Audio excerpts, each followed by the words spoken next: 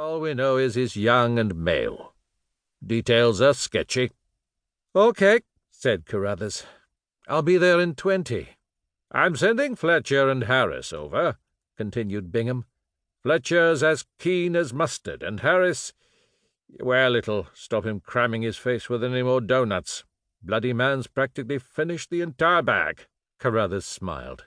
Harris wasn't the only one with a fondness for doughnuts. Car keys in hand, he left his cottage and locked up. He could hear the sound of water lapping the harbour. Despite the lateness of the hour, there were still 1 or 2 people by the quay finishing their fish suppers from Anstruther Fish Bar. It was a warm evening.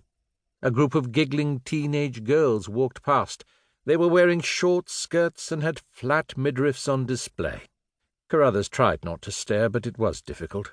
He was just a man in his late 30s, after all. One of the girls had her belly-button pierced. As obesity levels soared, seeing a group of teenagers with flat stomachs was sadly an increasing rarity. Why was it that girls were either bordering on anorexia or morbidly obese? What happened to nice, healthy curves? He must be getting old, wondering whether there were any normal and well-adjusted teens around. Perhaps they were just all at home, getting ready for bed.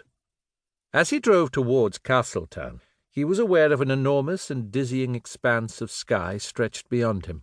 Fife was so unlike the west coast of Scotland, where he grew up, and although he loved the west with its majestic but moody mountains and heather-clad landscape, the Fife countryside already held a special place in his heart.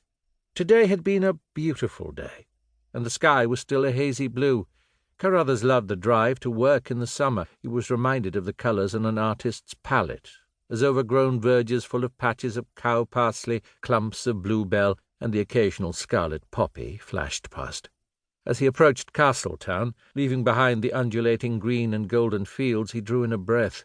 For all the tourists and students, there was something otherworldly about the historic town. There the town stood, nestled by the coast, at one time only easily reachable by sea. The spires of its cathedral and castle ruins glinted in the evening sun as they had done for at least 600 years. Lives tumbled upon lives, from the red-gowned student population that had shaped the town since the 1400s to the Gothic Victorians and beyond. As he drove into Castletown, the town looked as it would on any other weekday evening.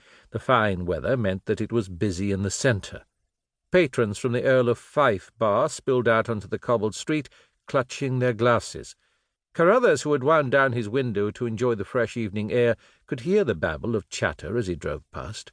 He saw a couple with a toddler and a baby in pushchair. They didn't look like tourists. Most likely locals or RAF. His parents would never have allowed him up this late at that age, but he shrugged. Things changed.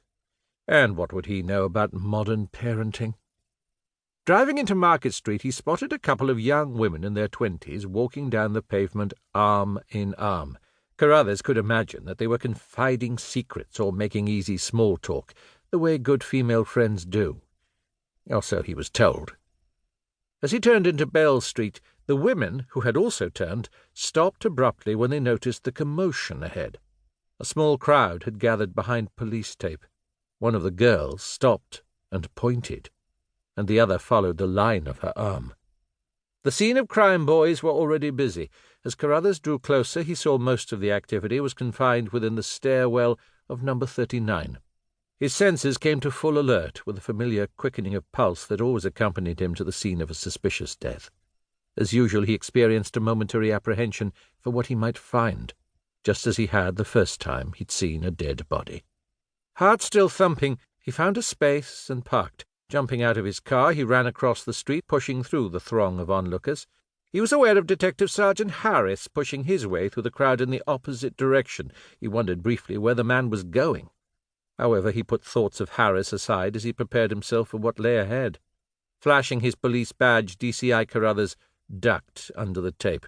He nodded at the socko who handed him a coverall kit, and then pulled on the suit and latex gloves and shoes and went through the partially open front door.